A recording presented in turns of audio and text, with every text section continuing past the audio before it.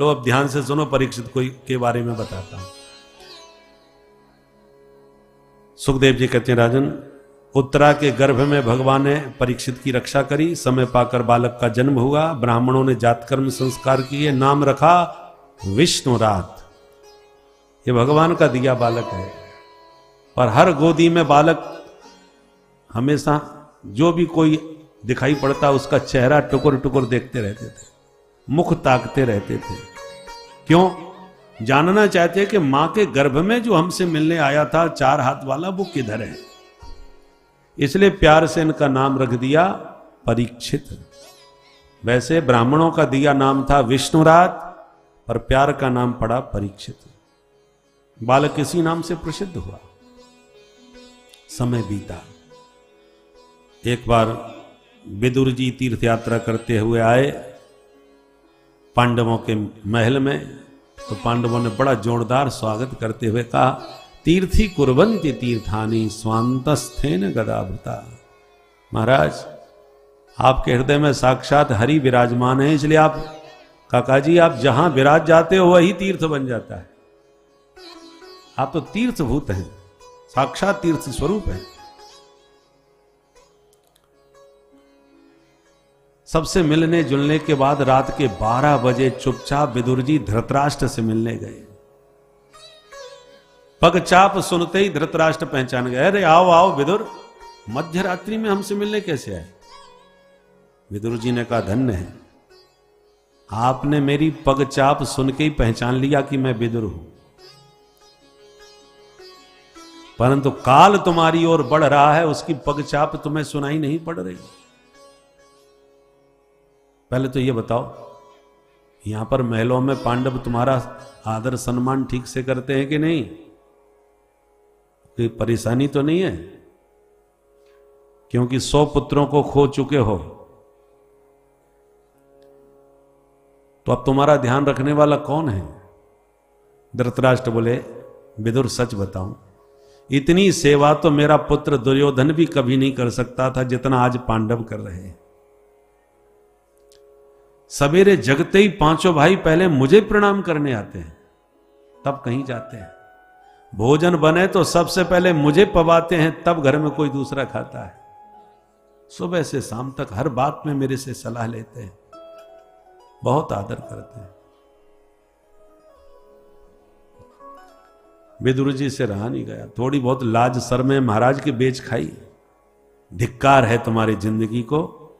जिन पांडवों के मृत्यु के कितने षड्यंत्र तुमने रचाए, आज उन्हीं के टुकड़ों पर उनके महलों में कुत्ते की तरह पड़े हो। ये जीवन है तुम्हारा? गला काटने से ही मारना नहीं होता, अपमान का भी अनेक स्वरूप होते हैं। पांडव जितना सम्मान तुम्हें दे रहे हैं, ये तुम्हारा घोर अपमान ही है कि तुमने तो देखो हमें मारने में कोई कसर नहीं छोड़ी, फिर भी हम देखो तुम्हारा कितना सम्मान कर रहे हैं। ये क्या बेइज्जती नहीं है?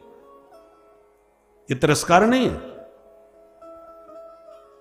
पुराने जमाने में जब जमींदारी थी, तो एक जमींदार जा रहा था, बहुत दूर की यात्रा थी, सूर्यास्त हो गया तो सोचा अब आगे जाना ठीक नहीं है, तो वहां के जो जमींदार थे उनके यहां चले गए। भले ही परिचय नहीं था, पर हम भी भाई अपने क्षेत्र के जमींदार हैं, आप भी हो तो एक संबंध तो है ही है। उसने कहा, न जाने कौन कहां का कैसा, मैं तो इसको जानता नहीं। तो जहां घोड़े बांधे जाते हैं उस घुड़सार में उसकी खटिया डाल दी, यहां आराम करो। अब क्या करें, रुकना तो था ही, रुक गए। सुबह की वासी रोटी खाने को दे दी, खा लिया। सुबेरा उठते ही चल दिए, तो जाते जाते कहा, बहुत धन्यवाद, आपने हमें विश्राम दिया, आश्रय दिया। कभी मौका मिले तो हमारे यहां भी हमें सेवा का अवसर दीजिए, कभी पधारिए। और यूं कह के चले गए।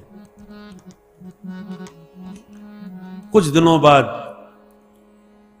उस जमींदार को भी जाने की जरूरत पड़ी, तो ध्यान आ गया, अरे वो फलाना वो आया था, अपने को जमींदार बता रहा था, और उसने कहा था कि मौका मिले तो कभी हमको भी सेवा का अवसर मिला देना। तो चलो दिन तो डूब ही रहा है, आज उसी के यहां आराम करते हैं। तो वो उसके यहां आराम करने आया। जैसे ही उसने देखा कि वो आ रहे हैं जिनके हम रुके थे रात में घुड़सार में, उसने तमाम दास दासियों के द्वारा उसकी जोरदार अगवानी करवाई, फूलों से स्वागत किया, बढ़िया फूलों के हार पहनाए अगवानी में, और बड़ा जोरदार स्वागत हुआ। उसको बड़ा शर्मा संकोच लगे, भाई मैंने तो इसको घुड़सार में लिटा करके बासी रोटी खिलाई थी, तो बड़ा जोरदार स्वागत कर रहा है भाई हमारा, बहुत भला आदमी है। फिर उसने बहु व्यंजन बनवाए, चकाचक 56 भोग का भोजन पवाया, और केसरिया बढ़िया दूध सोते समय पत्नी से कहा जाओ उसको पिलाओ। स्वयं उसकी पत्नी उसको दूध पिलाने गई और कहा स्वामी की आज्ञा है कि जब तक वो सो ना जाए तब तक हम आपके चरण दबाएं, इसलिए मुझे सेवा का अवसर दीजिए। बढ़िया पलंग पर लेटे और पत्नी चरण दबा रही। अब उसको बड़ी ग्लानि हो गया, अरे राम राम, इतना भला आदमी, कितना इसने मेरा सम्मान किया और भोजन पवाया और पत्नी को चरण दबाने के लिए भेज दिया। उसके मन में इतनी ग्लानि हुई कि रात के 12 बजते बजते सोते सोते हार्ट अटैक हो गया, बेचारा रात में ही मर गया। पत्नी ने आके बताया, अरे स्वामी गजब हो गया, क्या हुआ? बोले वो तो पधार गए। कब? बोले रात के 12 बजे। जमींदार बोला बहुत बेशरम निकला भाई। बेशरम क्यों? अरे उसे तो स्वागत करते समय ही मर जाना चाहिए था, इतना मोटा बेशरम मिला बना कि रात के 12 बजे तक जिंदा रहा। उससे तो लज्जा के मारे वहीं प्राण त्याग देने चाहिए कि जिसने मेरा इतना तिरस्कार किया, अनादर किया, घुड़सार में सुलाया, बासी रोटी खिलाया और ठीक से मीठी बाणी से बोल भी नहीं सका, और इतना सम्मान पाकर के इतनी देर तक सम्मान झेलता गया। तो मारना गला काटने से नहीं होता, यह भी एक विचित्र मार होती है।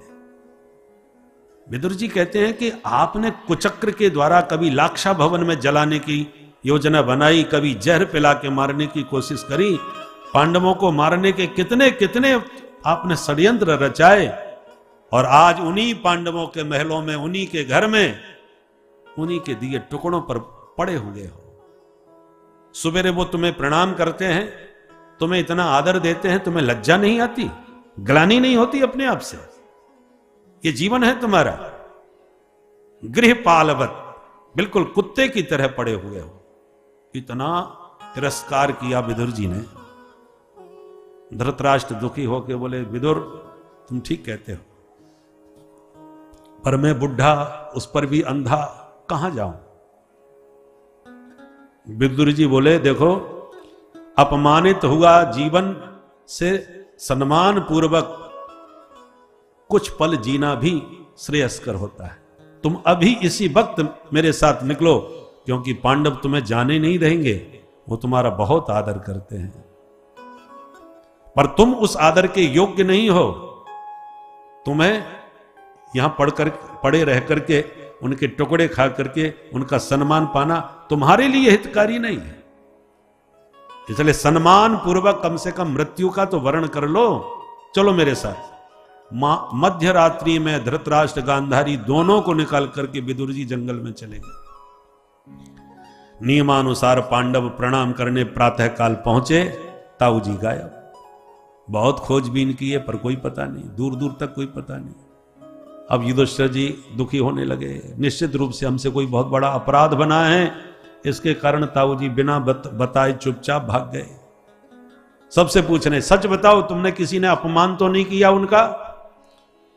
भीमसेन तुम कुछ भी बोल देते हो, भोजन परोसते समय तुमने कोई अपशब्द तो नहीं कहा उनसे? उनके आत्मसम्मान को हो सकता है चोट पहुंची हो। थाली परोसने वाला या थाली पटक करके ही रख दे, लो पालो, ये भी तो कितना बड़ा तिरस्कार होता है। तो भीमसेन, निश्चित तुमने कुछ किया होगा। भीमसेन बोले, नहीं नहीं भैया, मैंने ऐसा कुछ नहीं किया। तो बिना कारण के कैसे भाग गए? तब नारद आदि ऋषि प्रकट होके पधारे और बोले, चिंता न कीजिए महाराज, आप लोगों में किसी से भी कोई अपराध नहीं बना है। वो विदुर जैसे संत के सानिध्य में गए हैं, अब उनका जीवन सार्थक हो जाएगा, सफल हो जाएगा, उनका अंतिम चरण सुधर जाएगा, मृत्यु मंगलमयी हो जाएगी। इसलिए अब उनको खोजने का प्रयास न करो। तब पांडवों को शांति मिली। भगवान कोई ना कोई बहाना लेके द्वारका से दिल्ली इंद्रप्रस्थ नगरी पांडवों से मिलने आते रहते थे, क्योंकि भगवान का अर्जुन से विशेष स्नेह था। एक दिन बोले, अर्जुन हम तुम्हारे लिए कोई ना कोई बहाना लेके आते रहते हैं, तुम हमारे घर कभी नहीं आते भाई। तो अर्जुन ने तुरंत बड़े भैया से आज्ञा ली और भगवान के साथ द्वारका चले गए। पर गए द्वारका तो ऐसे गए कि 7 महीने तक घर वापस नहीं आए। अब पांडवों को परेशानी हुई। युधिष्ठिर जी भीमसेन से बोले, भीम गता सप्ताधुना मासा भीमसेन तबानुज नायाति कश्यपाहे तो नाहं वेदेदमन्यसा अधुना सप्तमासा गता। आज हमारे भाई को द्वारका गए 7 महीने बीत गए, ना आयाति, अभी तक नहीं आया। मुझे अर्जुन को लेके बहुत चिंता हो रही है, और चिंता का कारण यह है कि मुझे आजकल अपशकुन बहुत हो रहे हैं। क्या हुआ भैया? बोले, देखो आकाश में पुच्छल तारा दिखाई पड़ रहा है। आज मैं मंदिर में दर्शन करने गया तो ठाकुर जी का श्री विग्रह एकदम श्रीहीन उदास दिखाई पड़ा। भगवान के दर्शन में आनंद नहीं आया। रास्ते में मैंने देखा गाय अपनी बछिया का दूध पी रही थी। ये सब अमंगलकारी संकेत हैं जो बहुत बड़ी अनहोनी का संकेत देते हैं। चिंता व्यक्त कर ही रहे थे कि इतने में अर्जुन आ गए, और अर्जुन की हालत देख करके और ज्यादा चिंता में पड़ गए। कदम लड़खड़ा रहे हैं, मुख तेजहीन है, गांडीव गिर गिर जा रहा है। तुरंत अर्जुन को हृदय से लगाया, अर्जुन क्या हुआ? ये तुम्हारी हालत क्या हो गई? तुम्हारी आंखों में आंसू क्यों हैं? तुमसे ऐसा क्या पाप बन गया जो तुम्हारी कांति विलुप्त हो गई? कहीं तुमने गोहत्या तो नहीं कर दी? कहीं तुमने ब्राह्मण वध तो नहीं किया? कहीं तुम्हारी प्रतिज्ञा भंग तो नहीं हुई? कहीं तुम शरणागत की रक्षा करने में असमर्थ तो नहीं हो गए? कहीं तुमने अगम्या से गमन तो नहीं किया? कहीं तुमने ब्राह्मण और बालक की उपस्थिति में उनको खिलाए बिना उनके सामने भोजन तो नहीं किया? ये सब पातकों में आते हैं। अर्जुन सिर हिलाते गए, नहीं ऐसा कुछ नहीं। तो फिर क्या हो गया? 7 महीने तुम द्वारका रह के आए हो अपनी ससुराल में, कहीं तुम्हारा किसी ने अपमान तो नहीं कर दिया वहां पर? द्वारका में सब द्वारकानाथ अपने प्रद्युम्न, अनिरुद्ध, सांबा आदि के साथ में कुशल से तो है ना? जब द्वारका की कुशलता का प्रश्न पूछा तो अर्जुन चरणों में गिर पड़े और यदुवंश संहार का पूरा प्रसंग सुना दिया। वंचितो हम महाराज हरिणा बंधुरूपिणा येन में पहतम तेजो देव विस्मापनम। भैया हम अनाथ हो गए, हमारे जीवन धन प्राण धन सर्वस्व द्वारकाधीश अपनी लीला संवरण करके स्वधाम चले गए। 56 करोड़ यादवों में इतना भयंकर ग्रह युद्ध हुआ है कि आज केवल चतुःपंचावशेषता, सिर्फ 4-5 बचे हैं, बाकी सब समाप्त हो गए। जहां कुंती बुआ के कान में गोविंद के स्वधाम जाने का समाचार पड़ा, तुरंत भगवान के ध्यान में पद्मासन में बैठ गई और भगवान के वियोग में एक पल में कुंती बुआ ने शरीर त्याग दिया। या तो ऐसे प्रेमी राम अवतार में दशरथ जी हुए जिन्होंने राम के वियोग में देह त्याग किया, और कृष्णावतार में कुंती सुनते ही शरीर त्याग दिया। पांडवों ने भी तत्काल निर्णय लिया कि गोविंद के बिना इस धरती पर हम भी नहीं रह पाएंगे, और अपने नन्हे पौत्र परीक्षित को सत्ता पर बैठा करके अभिषेक कर दिया। और पांचों भाई द्रौपदी को साथ में लेके हिमालय यात्रा पर निकल गए और एक एक करके शरीर त्यागते हुए, वीर संन्यास ग्रहण करते हुए स्वर्गारोहण को प्राप्त हुए, स्वर्ग से धार गए। छोटी सी अवस्था में परीक्षित ने सत्ता का भार स्वीकार किया। एक दिन विचार किया हमारे राज्य में क्या चल रहा है, एक बार चल के देखा जाए। तो वेश बदल करके परीक्षित निकले। गुप्तचरों पर ही भरोसा पूरा नहीं करना चाहिए राजा को। राजा को भी कभी गुप्तचर बन करके घूमना चाहिए ताकि प्रजा की वास्तविकता समझ में आवे। वेश बदल के निकले तो जगह जगह पर अपने पिता पितामहों के पराक्रम की गाथा सुनी। कोई उनके पिता वीर अभिमन्यु की गाथा गा रहा है, तो कोई उनके पितामह अर्जुन के पराक्रम की चर्चा कर रहा है। परंतु एक स्थान पर जाके चौंक गए। एक दुष्ट बहुत बुरी तरह गाय और बछड़े को मारता पीटता जा रहा है, गौ माता के ऊपर चरण का प्रहार कर रहा है। मार मार के बछड़े के तो 3 पैर ही पूरी तरह तोड़ डाले। एक पैर पर खड़ा बछड़ा कांप रहा है। और उस अवस्था में गौ माता अपने बछड़े से कह रही है, परीक्षित सुन रहे, गाय क्या बोल रही है?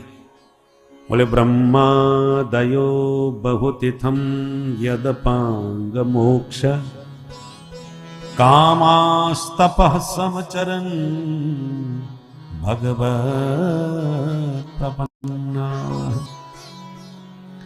सा श्री स्ववासमरविंदवनं विहाय यत्पाद सौभगमलं भजते नुरक्ता यत्पाद सौभगमलं भजते नुरक्ता। गौ माता कहती है, वत्स, ब्रह्मादिक देवता जिस महालक्ष्मी की कृपा कटाक्ष के लिए तपस्या करते हैं कि हे मां एक बार हमारी तरफ निहार लो, ऐसी ऐश्वर्यशालिनी महालक्ष्मी जिन प्रभु के चरण कमलों को निरंतर दासी बनकर के पलोटती रहती है, चरण सेवा में लगी रहती है, ऐसे हमारे प्रभु के वो पादारविंद, वे चरणारविंद हम सबको छोड़ के हमको अनाथ करके चले गए। परीक्षित सुनते ही समझ गए ये साधारण गाय बछड़ी हो सकते भाई, पर जो भी हो इन पर अत्याचार करने वाला ये दुष्ट कौन है जो मेरे राज्य में मेरी गौ माता पर प्रहार कर रहा है। क्रोध में भर गए, तलवार निकाली और दुष्ट को दंड देने के लिए बढ़े। है दुरात्मन खड़ा रहे। जिन गायों की रक्षा के लिए माधव स्वयं स्वपद रमण किए, नंगे पैर गायों के पीछे गोपाल बन के विचरण किए, उनके स्वधाम जाने की देर नहीं हुई और उनकी प्यारी गौ माता पर अत्याचार करने वाला पापी तू कौन है? मारोदी रम्भ भद्रम ते खलानाम मई शास्त्री। हे गौ माता आप रोना मत, इन दुष्ट दुरात्माओं को दंड देने के लिए परीक्षित अभी जिंदा है। और जो मारने को तलवार उठाई कि दीनवत् शरणं गतः, वह तुरंत चरणों में गिर के रोने लगा, त्राहिमाम त्राहिमाम, महाराज आपकी शरण में हूं, मेरी रक्षा करो। अब क्षत्रिय का धर्म है जो शरण में आ जाए उसे वो मारते नहीं, इसलिए महाराज परीक्षित ने उसे छोड़ दिया। किंतु गौ माता को प्रणाम करके बोले, माते आप कौन हैं? आपकी बातों से तो मैं समझ गया आप साधारण गाय नहीं है, परंतु कौन है ये नहीं समझ पा रहा। पर गौ माता कुछ नहीं बोली। तो बछड़े से पूछा, भगवान आप ही बताओ, आपके तो 3 पैर टूट गए, किसने तोड़े? तब बछड़ा बोल पड़ा, महाराज हम अपनी दुर्दशा का दोष कैसे दें? धर्मशास्त्र कहते हैं कोई किसी को सुख दुख नहीं देता, सब कर्मों का दंड भोगते हैं। और वे ही शास्त्र ये भी कहते हैं कि उस ईश्वर की इच्छा के बिना पत्ता भी नहीं हिलता। अब आप ही बताएं महाराज, मैं अपने इस कष्ट का कारण कैसे बताऊं? महाराज परीक्षित बोले, आपकी भाषा ने ही आपका परिचय दे दिया। आपके मुख से एक शब्द भी किसी की निंदा का नहीं निकला।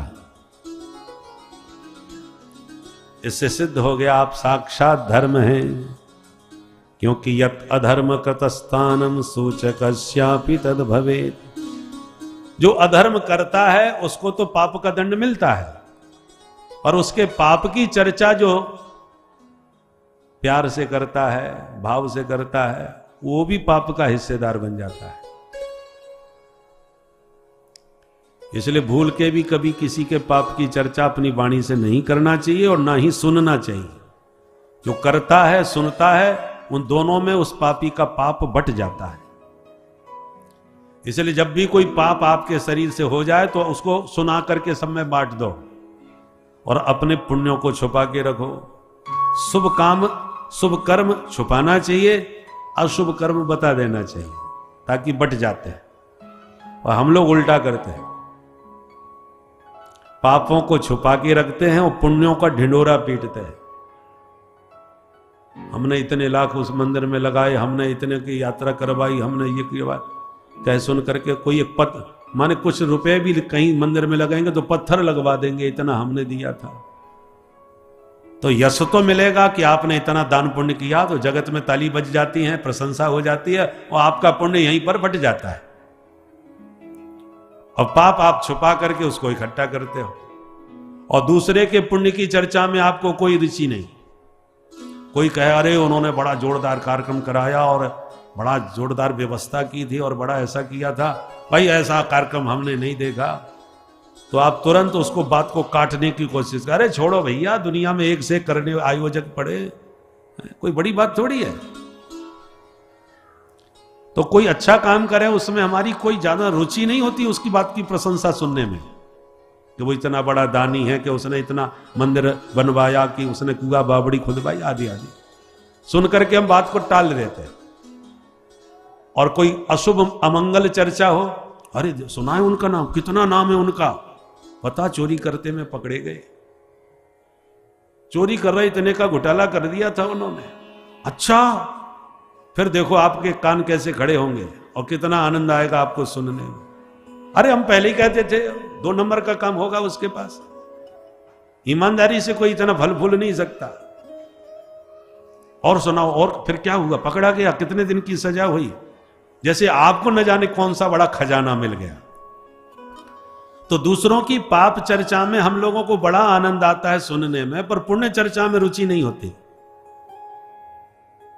परिणाम क्या आता है, दूसरों की निंदा पाप सुन सुन के सारा अपने ऊपर हम इकट्ठा करते रहते हैं। इसलिए कभी किसी की अमंगल चर्चा नहीं करनी चाहिए, न सुननी चाहिए, जितना हो सके उसको नकारो। क्योंकि जड़ चेतन गुण दोषमय विश्व कीन करतार, संत हंस गुण गहे पय परे हरे बार विकार। हर व्यक्ति में गुण और दोष दोनों हैं।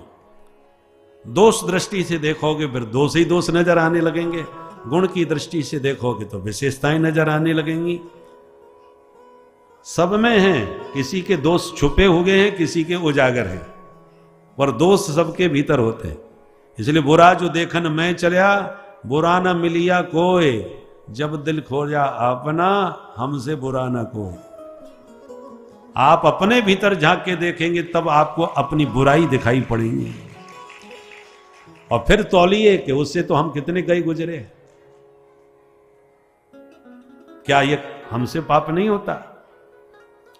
बस अंतर है कि हमने अपने पाप को अभी तक छुपा के रखा है, किसी को पता नहीं चला है, उसका उजागर हो गया तो हम लोग खुद ही उसकी बातें बनाने लगे लंबी चौड़ी, जैसे हम बड़े पवित्र आत्मा है, जैसे हमसे कोई पाप हुआ ही ना हो। इसलिए पाप चर्चा से बचना चाहिए। सुनना है तो अपनी निंदा सुनने का अभ्यास बनाइए।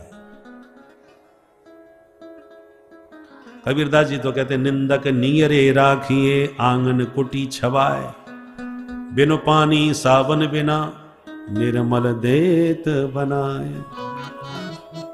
व्यक्ति को अपने दोष कभी नजर नहीं आते। आंखें जो है ना दूसरों को ताकती हैं, अपना चेहरा अपनी आंखों से हम कहां देख पाते हैं कि गाल में क्या है, कि भाल में क्या है, नाक पे क्या, कुछ नजर नहीं आता। अपना चेहरा अपनी आंखों से नहीं दिखता, ऐसे ही अपने दोष अपनी आंखों से हम नहीं देख पाते। दूसरे की आंख हमारा दोष देख सकती हैं, हम उसका दोष देख सकते हैं। तो जो तुम्हारा निंदा करने वाला हो, तुम्हारी बुराई करने वाला हो, तुम्हारी चुगली करने वाला हो, तुम्हारे दोष ढूंढने वाला हो, उसको उससे हमेशा मित्रता बना के रखो। जितना हो सके उसका संग करो, क्योंकि तुम्हारे दोष ना तुम्हें दिखेंगे ना तुम्हारे लोगों को दिखेंगे। जो दोष दृष्टि रखने वाला है वो ज्यादा ध्यान से देखेगा, और जब वो दोष गिनाए तो तुम सावधान हो जाओ कि हमारे अंदर ये दोष है। ये जो जितनी भी बुराइयां हैं ना, ये गुप्त रोग हैं। गुप्त रोग दिखाई नहीं पड़ते, पता भी नहीं चलता। जब विस्फोटक होते हैं तब पता चलता है कि हमारे अंदर इतना भयंकर रोग निकल पड़ा।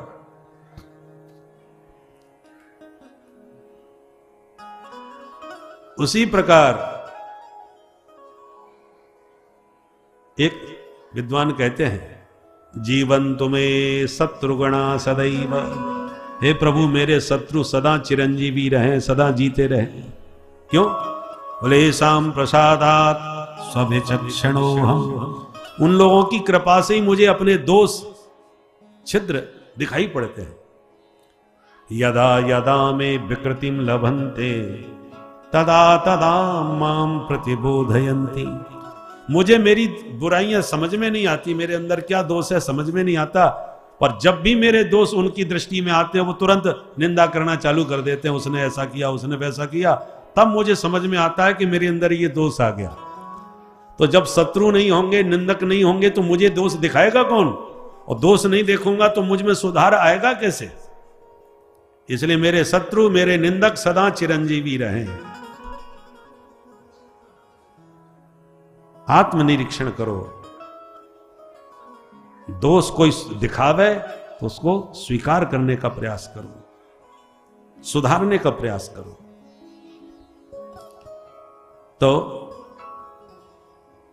महाराज परीक्षित बोले कि आपके मुख से एक बार भी किसी की निंदा नहीं हुई, इसलिए मैं पहचान गया आप साक्षात धर्म हैं। धर्म के 4 चरण होते हैं, सत्य, तप, दया, शौच। शौच माने पवित्रता। आज ये चारों पैर एक एक करके खंडित होते चले जा रहे हैं। तप गया, दया गई, पवित्रता चली गई, अब केवल सत्य में श्रद्धा शेष बची है। इसलिए बछड़ा एक पैर पर खड़ा है। और मैंने गौ माता को भी पहचान लिया, ये साक्षात धरती माता है, जो भगवान के स्वधाम जाने से उनके वियोग में दुखी है। पर ये दुष्ट कौन है जो तुम्हें सता रहा है, ये हमको समझ में नहीं आया। धर्म और धरती के पीछे ये धूर्त कौन पड़ा है? पूछने लगे, क्यों भाई तुम कौन हो, अपना परिचय दो, ये गाय बछड़ों को क्यों परेशान कर रहे हो? तब हाथ जोड़ के बोला, महाराज मेरा नाम है कली, मैं कलियुग हूं। महाराज परीक्षित बोले, अरे दुष्ट कलियुग, हमारे राज्य में तू घुस कैसे आया? निकल बाहर, घुसपैठिए कहीं के, बिना वीजा बिना पासपोर्ट के हमारे देश में घुस करके अशांति पैदा कर रहा है, अभी निकल बाहर। कलियुग हाथ जोड़ के बोला, महाराज निकल के बाहर जाऊं कहां? इस समय अखिल भूमंडल पर आपका एक छत्र साम्राज्य है, तो मैं कहां जाऊंगा? मैं मानता हूं महाराज मेरे अंदर बुराइयां तो बहुत सारी हैं, फिर भी एक गुण ऐसा है जो किसी पर नहीं है। क्या गुण है तुम्हारे अंदर? बोले, यत् फलम नास्ति तपसा न योगेन समाधिना तत्फलम लभते सम्यक कलौ के सब कीर्तना। महाराज अन्य युगों में जो तपस्या करके यज्ञ करके दान दे के जो फल पाते थे, वो मैं केवल हरि नाम संकीर्तन मात्र से जीवों को उपलब्ध करा देता हूं। ये मेरी विशेषता है। परीक्षित प्रसन्न हो गए, गुण तो तुम्हारा बड़ा प्यारा लगा भाई। तपस्या करना बहुत कठिन, दान देना बहुत कठिन, यज्ञ करना बहुत कठिन, हरिनाम लेने में तो कोई कठिनाई नहीं। सुलभो भगवन नाम जिह्वा च वशवर्तनी तथापि नरकम यान्ति किमाश्चर्यमतः परम। कलयुग में नाम की कितनी महिमा है, और जिह्वा भी भगवान ने दिया कि इससे हम जप सकते हैं, बोल सकते हैं, और नाम भी इतना सरल है, कोई भी बोल सकता है। जो नाम आपको पसंद हो, जरूरी नहीं राम राम ही जपो, कृष्ण नाम जपो, गोविंद नाम जपो, जो नाम आपको प्रिय है, स्वप्रिय नाम कीर्त्या, जो नाम पसंद आवे उसका कीर्तन करो। तो भगवान का नाम सुलभ है, जिह्वा में वाणी भी सुलभ है, और फिर भी आप यदि नरक में जा रहे हैं तो इससे बड़ा आश्चर्य और क्या हो सकता है। कलयुग में भगवान ने आरक्षण भी दे रखा है। ये आरक्षण अभी नहीं चला, बहुत पुराना चला है। ठाकुर जी ने भी दे रखा है कलयुग को। क्या आरक्षण दिया? बोले मानस पुण्य हो ही नहीं पापा। मन से कोई पाप कर ले तो उसका कोई दंड नहीं, पर मन से कोई पुण्य शुभ कर्म चिंतन करो तो उसका पूरा फल आपको मिलेगा। आप तन से दान पुण्य नहीं कर पा रहे तो मन से कर लो। आंख बंद करके दांत धो के बैठ जाओ और अपने इष्ट देव के पास चले जाओ, चाहे बद्रीनाथ चले जाओ, चाहे रामेश्वरम, जो तुम्हारे आराध्य हो उनके पास जाओ मन से। मनीराम जी को सेकंड भी नहीं लगता पहुंचने में, और फिर मन से ही पूजा करो। बढ़िया गंगा जल से स्नान कराओ, बढ़िया दूध दही घी शहद से स्नान कराओ, फिर बढ़िया इत्र फुलेल से मालिश करो, और उसके बाद बढ़िया वस्त्र रेशमी नित्य नए नए पहनाओ, और फिर बढ़िया हीरे जवाहरातों के दिव्य हारों से श्रृंगार करो, और 56 भोग प्रतिदिन बना के पवाओ। हद लगे न फिटकरी रंग चौखाई आवे, न जाना न आना न लेना न देना न खर्चा न पानी, और बैठे बैठे केवल चिंतन करने मात्र से पूरा पुण्य आपको प्राप्त हो जाएगा। इसलिए कलयुग में मानसी सेवा का बड़ा भारी महत्व है। हमारे ब्रज के बहुत ही रसिक संत हैं, आज भी मानसी सेवा करते, प्रतिदिन उनका नियम है मानसी सेवा। तो भैया तन से ना बने तो मन से तो कर लो। मानस चिंतन करने से मन पवित्र होता है, धीरे धीरे शुद्ध पवित्र मन में प्रभु का स्वरूप प्रकट होता है। पर मन में जन्म जन्मांतरों से विषयों का चिंतन करते करते जो विषयासक्त मन है, आंख बंद करोगे बार बार दुनियादारी का विषय चिंतन करने लगेगा। पर फिर भी भगवान का नाम जपते हुए ध्यान करोगे, राम राम जपते रहो, भगवान की मानसी सेवा करते रहो, तो धीरे धीरे मन में जितना कूड़ा करकट भरा है सब बाहर निकलने लगेगा, सफाई होने लगेगी।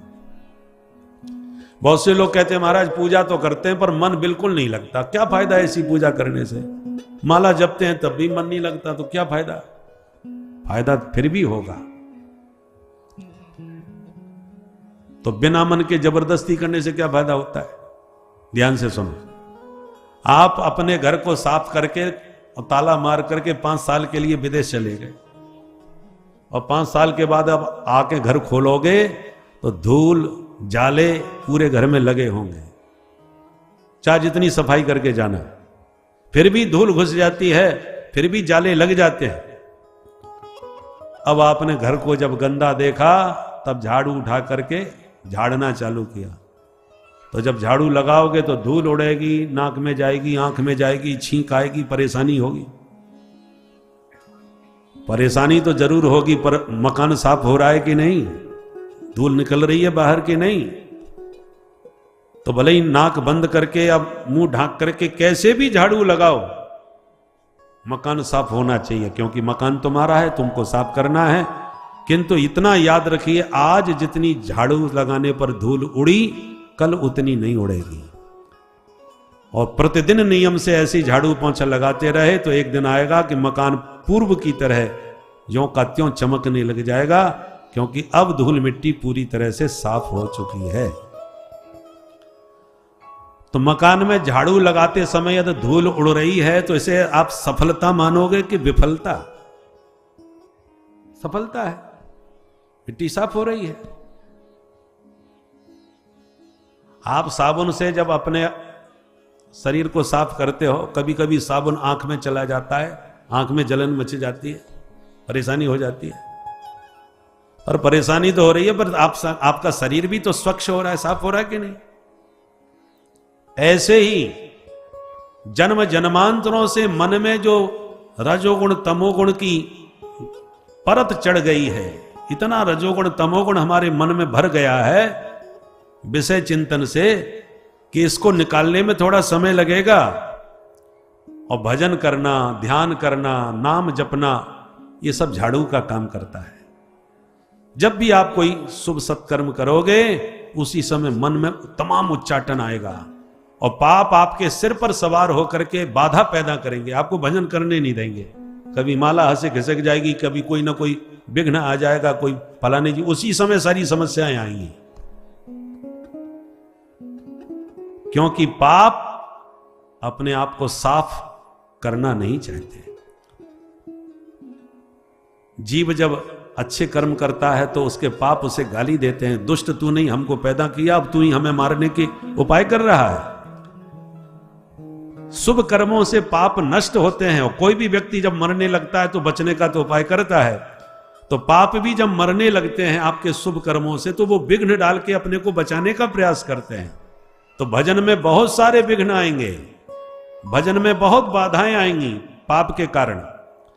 फिर भी दृढ़ संकल्प के साथ आप भजन करते रहे, साधन करते रहे, तो धीरे धीरे पापों को मरना पड़ेगा, कटना पड़ेगा, और वो पाप सब साफ हो जाते हैं। जैसे धूल मिट्टी साफ हो जाती है नित्य झाड़ू लगाने से, भवन में चमक आने लगती है सफाई होने पर। गंदा मकान घुसते ही समझ में आता है, और साफ सफाई नित्य प्रति यदि होवे तो घर में घुसते ही पता चल जाता है कि घर कितना साफ सुथरा है। तो आपको जो पंचायती धर्मशाला के रूप में ये शरीर मिला है, छित जल पावक गगन समीरा, इस मकान के भीतर भी बहुत गंदगी है, उसको आप साधनों से सफाई कीजिए। भगवान के नाम, राम नाम के साबुन से जो मन का मैल मिटाएगा, राम नाम के साबुन से सफाई करो मन की। क्योंकि भगवान को चमकता हुआ शरीर पसंद नहीं है। तन की शोभा से भगवान आकर्षित नहीं होते, भगवान मन की शोभा को निहारते हैं, मन की सुंदरता पर मुग्ध होते हैं।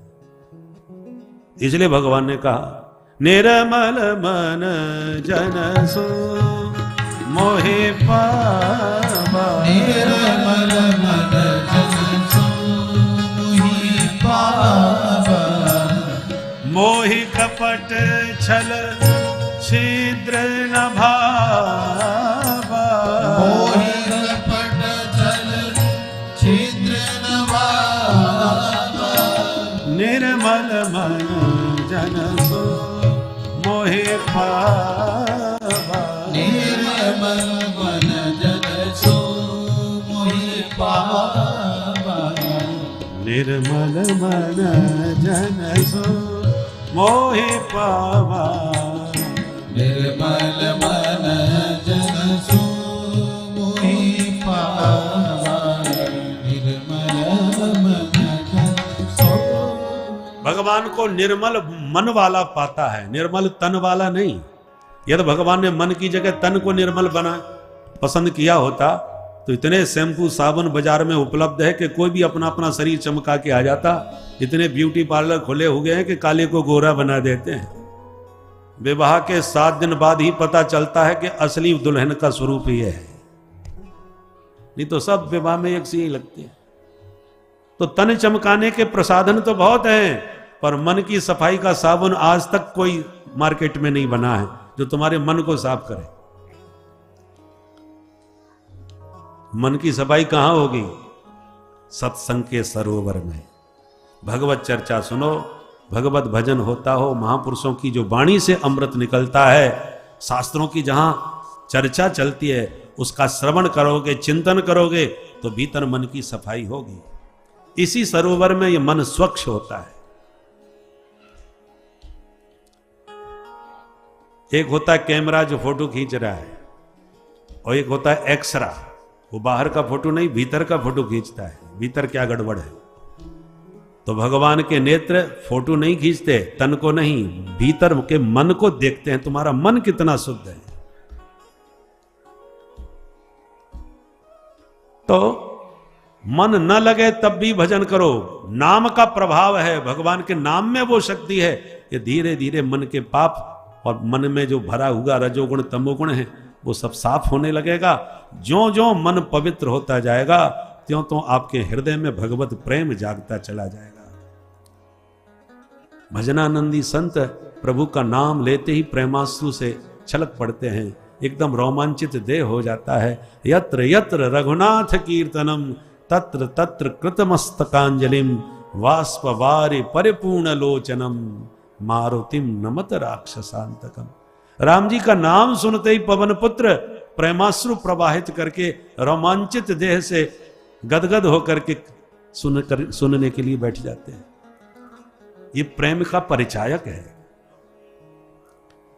पर प्रेम कब प्रकट होगा? जब पाप साफ होंगे मन से। पाप कब साफ होंगे? जब राम नाम का साबुन रोज रगड़ोगे, तब ये मिट्टी धूल जाल सब साफ होंगे। और पवित्र जब चमक जाएगा भवन, तो राम जी को बुलाना नहीं पड़ेगा, बिन बुलाए भाग के आपके भवन में आ जाएंगे। जैसे हनुमान जी के हृदय में घुस के बैठ गए। जासु हृदय आगार बसहि राम सर चापधर।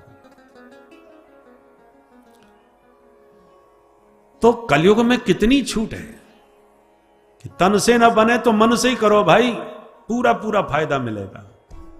परीक्षित इस बात से बहुत प्रसन्न हो गए और बोले भैया तब तो हम 1-2 नहीं 4-4 कमरे देते हैं, प्रेम से रहो, हमारे राज्य में रहो। कहां कहां? बोले द्यूतम पानम स्त्रिय सूना यत्रा धर्मश्चतुर्विधः। कलयुग के 4 स्थान हैं रहने के, ध्यान से सुनिए। कलयुग को अपने घर में रखना है तो इन 4 को अपनाओ, या 4 में से 1 को भी अपना लो तो कलयुग घर में घुस के कब्जा कर लेगा। पहला स्थान है द्यूतम। द्यूत माने जुआ। जिस घर में जुआ खेला जाएगा उस घर में कलयुग अपना कब्जा निश्चित रूप से करेगा।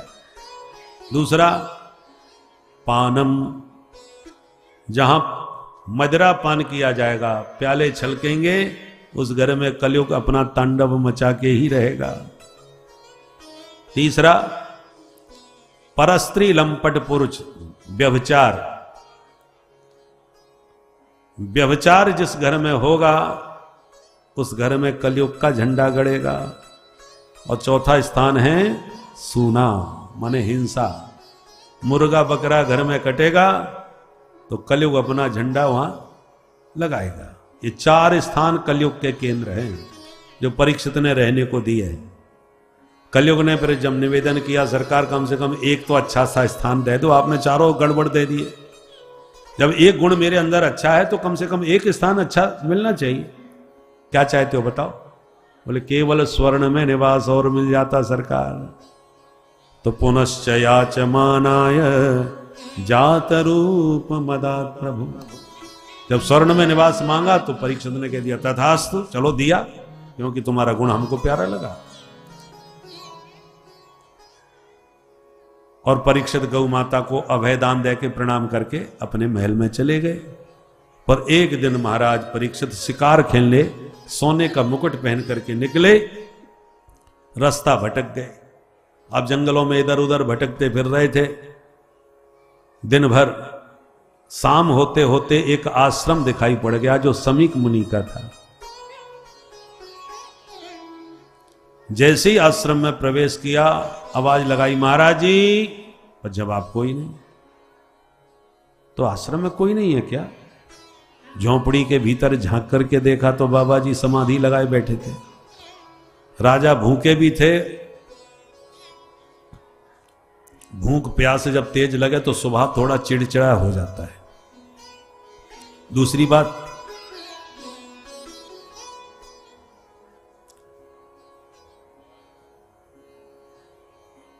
जो राजा महाराजा होते हैं जहां भी जाते हैं जहां वहीं उनकी जय जयकार होती है, लोग खूब लंबा चौड़ा स्वागत करते हैं, तो उनके स्वभाव में आ जाता है कि जहां जाए वहां स्वागत हो।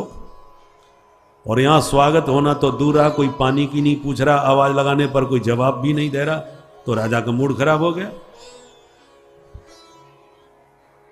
हम इतनी जोर से आवाज लगा रहे हैं, इन्हें सुनाई नहीं पड़ रही, आंख बंद किए बैठे हैं, ये झूठ मूठ की समाधि है। और मरा हुआ सांप दिखाई पड़ गया, धनुष से उठा करके बाबा जी के गले में लपेट दिया। परमात्मा की समाधि सच्ची थी, इसलिए ज्यों के त्यों बैठे रहे, कोई फर्क नहीं पड़ा। राजा तो चले गए और यह दृश्य एक बालक ने देख लिया। उसने जाके समीक महाराज के पुत्र को सारा समाचार सुना दिया। सुनते ही ऋषि कुमार क्रोध में भड़क गया। कौशिकी नदी का जल हाथ में लेके क्रोधित होके बालक ने शाप दे दिया। इति लंघित मर्यादम तक्षकः सप्तमे हनि दंक्षते स्म कुलांगार नोदितो मे तद्द्रोहम्। अरे कुलांगार, तूने हम अपने पूर्वजों के नाम को कलंकित किया। संतों की चरण रज को माथे से लगाने वाले तेरे पूर्वज, और उस वंश में तूने संत का अपमान सर्प से किया। शाप देता हूं, आज से ठीक 7वें दिन तुझे तक्षक नाग डसेगा। बाघ वज्रम विससर्ज, शाप दे दिया। ब्राह्मणों की शक्ति वाणी में, क्षत्रियों की शक्ति होती है बाणों में। तो ऋषि कुमार ने बाघ वज्रम विससर्ज, वाणी का वज्र प्रयोग कर दिया। पिता के गले में मरा सांप देख करके बच्चा जोड़ जोड़ से रोने लगा। रोजे की आवाज सुनते ही समाधि खुल गई और महात्मा ने गले का सांप उतार के फेंक दिया। बच्चा तू क्यों रो रहा है? तो पूरी कहानी सुना दी।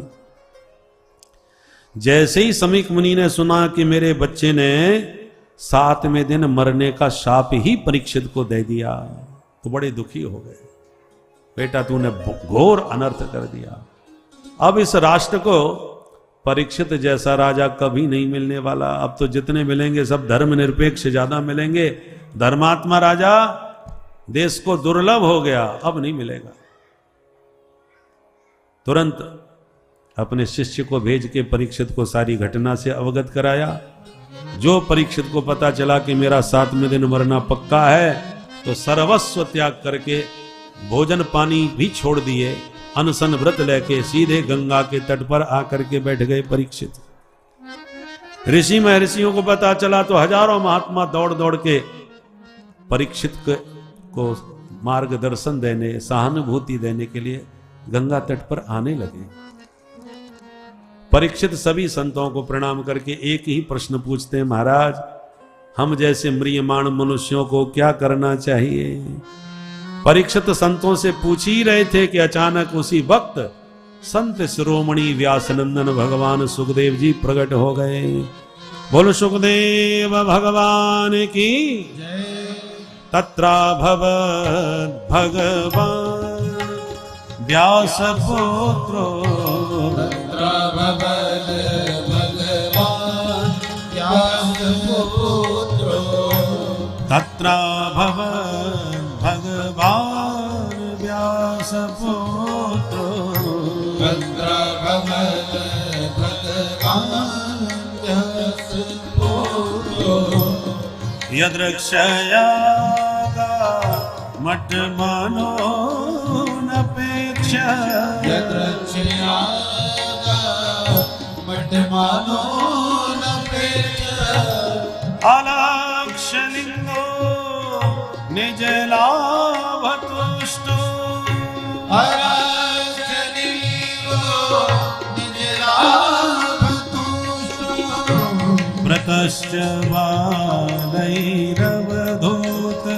वेश व्रतश्च बालैरवधूत